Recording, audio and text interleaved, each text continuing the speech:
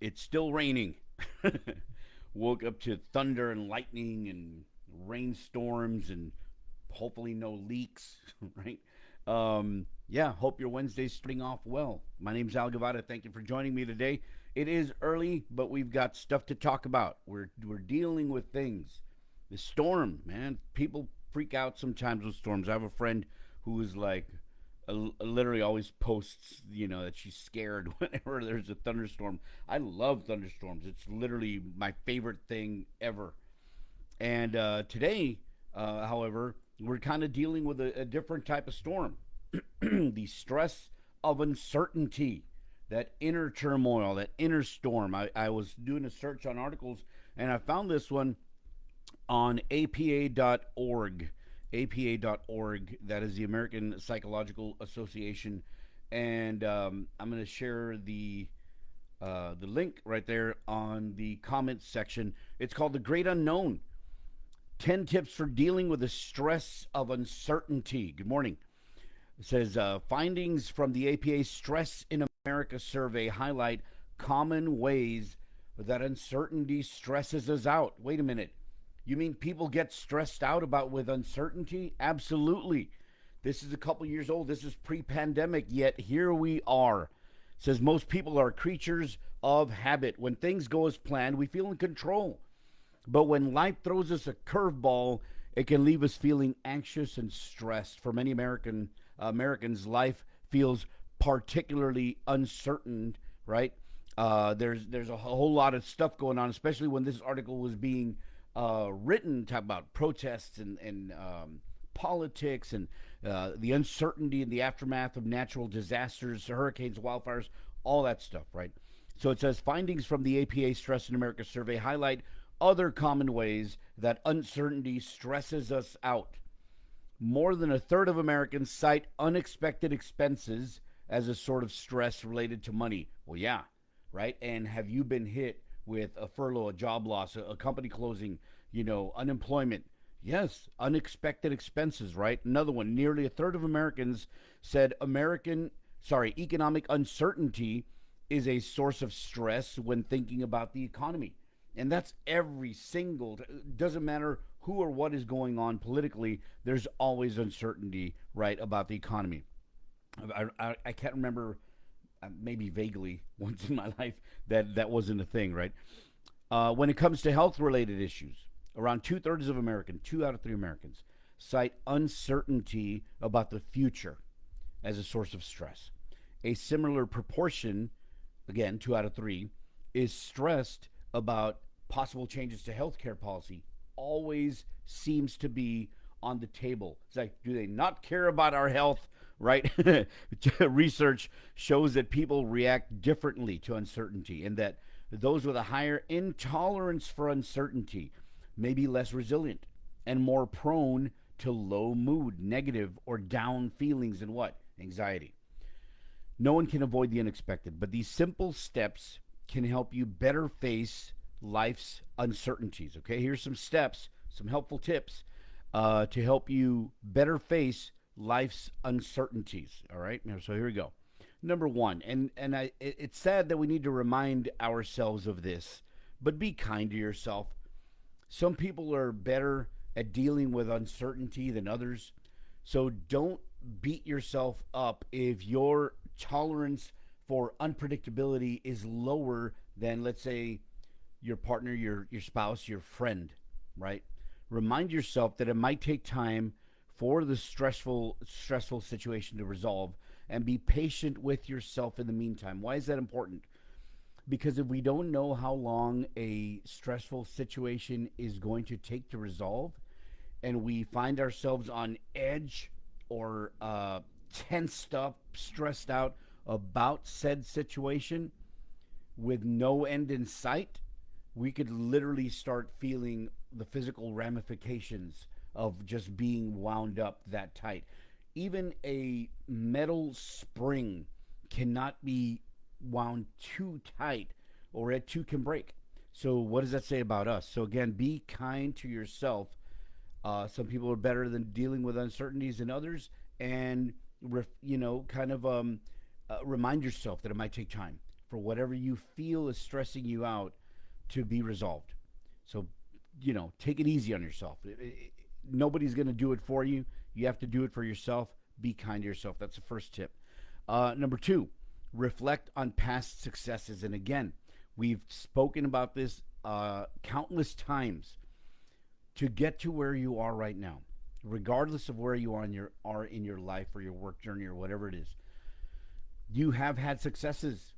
Even if they were minor successes in your life, you have had successes. So the tip is reflect on past successes. Chances are you've overcome stressful events in the past and you survived. Give yourself credit, especially where credit is due. Reflect on what you did during that event that was helpful and what you might like to do differently this time. If you did something last time during a stressful event, a stressor, so to speak, in your life, what did you do that you didn't like? What did you not do that you would have liked to have done? So, again, reflect on your past successes and how you've dealt and overcome stressful events in the past. Remind yourself. You have to keep track and remind yourself, okay? And even if you don't keep track, just remind yourself. So, again, reflect on past successes. The next one, develop new skills. When life is relatively calm, make a point to try things outside of your comfort zone. From standing up to a difficult boss to trying a new sport, taking risks helps you develop confidence and skills that come in handy when life veers off course. Now, standing up to a difficult boss, not easy. Speaking up for yourself when you're being, something's being done against your will and you're like, speaking up for yourself. Not everybody has the gumption, the desire, or the will to do it. That's why it's called, developing new skills. It's not something you do on a regular basis. Something new. When life is relatively calm, make a point to try things outside of your comfort zone. Learn new skills to help you when things do go veer off track, so to speak, okay? So next one, limit exposure to news. Again, something we've spoken about before. What's in the news? When I first got into radio many, many years ago, it was literally our news guy at the time, Bob Clark. He's like the old adage, man. If it bleeds, it leads. And that's not changing in any time, anytime in the near future. It says when we're stressed about something, the article says, it can be hard to look away. But compulsively checking the news only keeps you what? Wound up. Try to limit your check-ins and avoid the news during vulnerable times of day, such as right before bedtime. The last thing you want to do is to enhance that stressor as you're trying to go to sleep. One of the worst things to happen, and it happens to me occasionally, when your mind starts racing and there's no off switch, there's no pause button or something's like, hey, I want to sleep. Can we put this on pause? Can we kind of set this aside for when I wake up in the morning, or at least when I'm in a better state of mind?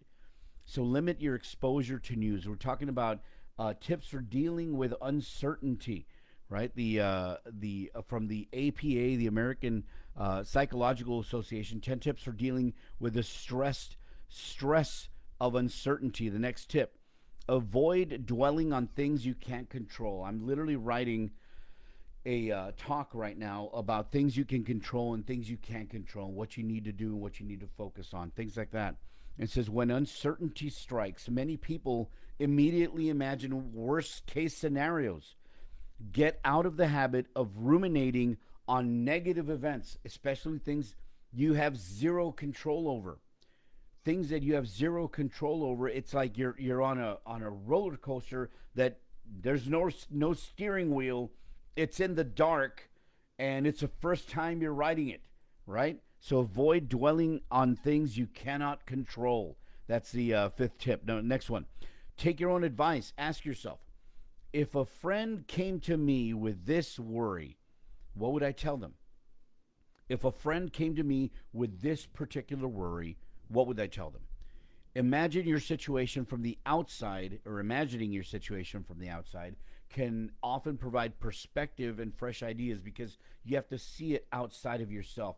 You have to disassociate yourself from the focus that you have on this particular thing, right? If you're kind of closing yourself off to what options you can take to deal with this particular thing. So again, take your own advice. Imagine your situation from the outside to provide a fresh perspective and fresh ideas. Next tip: engage in self-care. Don't let stress derail your healthy routines. Are you going out for walks?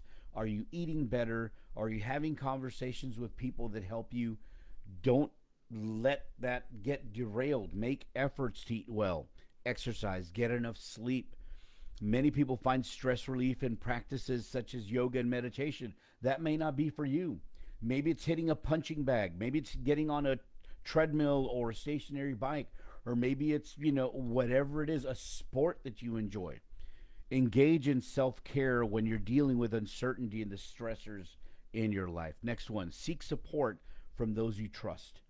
Seek support from those you trust. Many people isolate themselves when they're stressed or worried, but social support is important. Reach out to family and friends. Is there somebody in your life that you trust? There is in mine, thank God, and I give thanks every single day for that, because not everybody has somebody that they can reach out to and speak to, right? And it's important, right? You need to be able to seek support from those you trust. Social support is important when you're stressed out. Don't isolate yourself. Next one: control what you can. Again, we go from not dwelling on things you can't control to controlling what you can.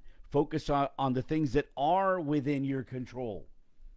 Even if it's as simple as weekly meal planning or laying out your clothes the night before a stressful day. Establish routines to give your days and weeks some comforting structure, and the structure puts a level on top of the uncertainty. It's almost like if there's water, there's turbulence in the water, but you take a plywood and bam, put it on top.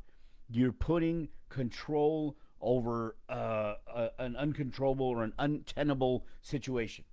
And you can focus on the control. You can focus on the comforting structure that you set. Now, obviously, it's not going to get rid of the turbulence, but it's giving you something to focus on and something that you can control yourself. Last tip: ask for help. If you're having trouble managing stress and coping with uncertainty on your own, ask for help. Now, of course, the article is from the American Psychological American Psychological Association. So it says psychologists are experts in helping people develop healthy ways to cope with stress. Find a psychologist in your area, right? Now, what if you don't want to speak to a psychologist? Is there a counselor you can speak to? There's lay ministers, there's priests, there's rabbis, there's whoever in your place of worship fills that role. Is there somebody in your family who fills that role? Is there somebody in your circle of friends who fills that role? Again, going to seeking support from those you trust, asking for help. But without asking for help, nobody's going to know that you need help, and you're not going to get any help that you obviously definitely need, right? Because we are talking with stressors. So again, the article is dealing with uncertainty, the great unknown, 10 tips for dealing with the stress of uncertainty. And they were talking about the Stress in America survey back a few years ago. The link is on the comment section. The tips are as follows: be kind to yourself, reflect on past successes, develop new skills, limit exposure to news, avoid dwelling on things you can't control, take your own advice by, looking at the situation from the outside, engage in self-care, seek support from those you trust, control what you can, and last but not least, ask for help. I wish you something today. I wish you joy. I wish you success. I wish you happiness. And I wish for you the calm when you are in a storm. I wish for you the ability to be able to reach out, to grab onto something, to find that calm within a storm. There's uncertainty in life regardless of outside stressors, regardless of situations that come up when we least expect them. So there's always uncertainty. I wish you the ability to reach safe harbor whenever you're feeling this type of situation. I wish that for you today, and I want you to remember a couple of things. There are people out there that want to help. There are people out there who care for you, and you know they do. You just maybe don't feel comfortable reaching out to them, but they are there for you. Okay. I hope to be back on Friday. We'll see what we talk about then. Until could be this, could be the other. Maybe something a little lighter, lighthearted as opposed to this one. You never know. But I woke up to a storm. I figured we'd talk about the emotional type of storm that we sometimes reach on every single day. Remember, knowledge is power, imagination is king, and intelligence your weapon. Read a good book today, enrich your mind, and above all else, take action. Until next time, we'll be talking.